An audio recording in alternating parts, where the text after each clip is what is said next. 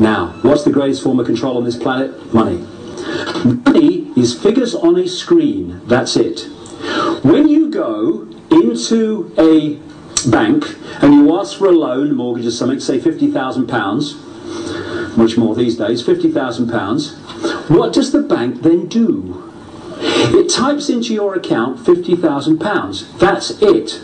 It doesn't print any money, doesn't mint any coins, it doesn't move any precious metal a single sodding inch. It just types into your account £50,000. From that moment, you are paying interest on £50,000 that has never, does not, and will never exist. And to get that non-existent £50,000, you have to sign over wealth that does exist. Your house, your car, your business, your land. And if you don't pay back through circumstances none of your creation,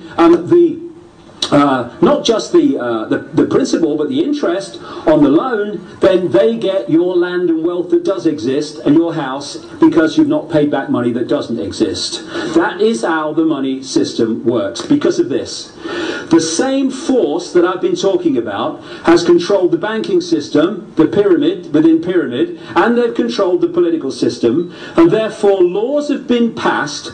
The fractional reserve lending is one name for them, that allows banks to lend at least, and it is at least when you follow the trail, 10 times what it has on deposit.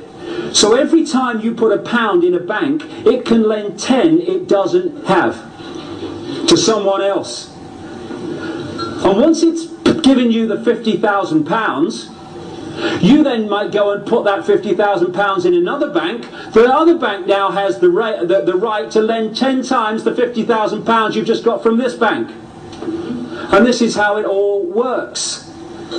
Now, what's the difference between an economic boom, prosperity and all the rest of it, and a credit crunch, depression, economic depression? One thing and one thing alone, effectively: the amount of money in circulation at any time.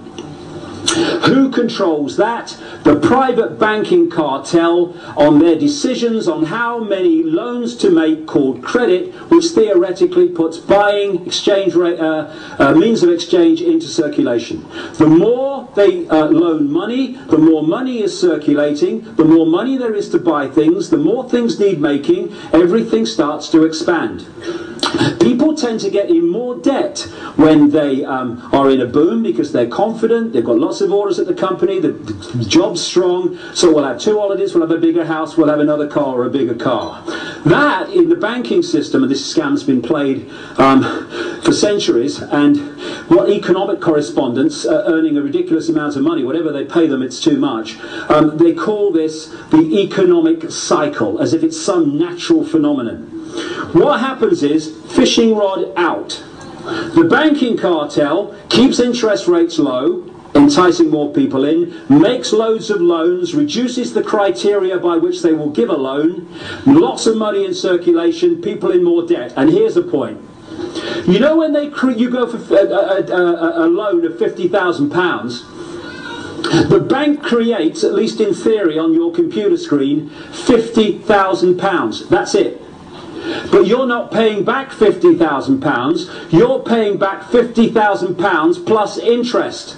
The interest on the £50,000 has not been created, it never is. Therefore, by design, there is never ever enough money in circulation to pay back all the principal and interest on the loans outstanding.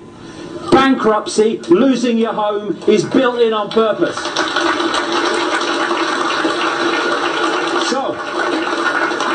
So, out goes the fishing line, and then it starts being reeled in. They create an excuse for a credit crunch or a problem, and so what do the banks do?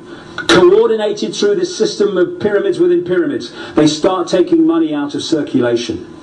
They raise the criteria for giving loans out, which they are now. They raise interest rates, or whatever they need to do to take money out of circulation. Now, as they take money out of circulation, there's even less circulating to pay back all the debt that was created when they put loads of money out there, so people start in massive amounts losing their homes, their jobs, their businesses, their land.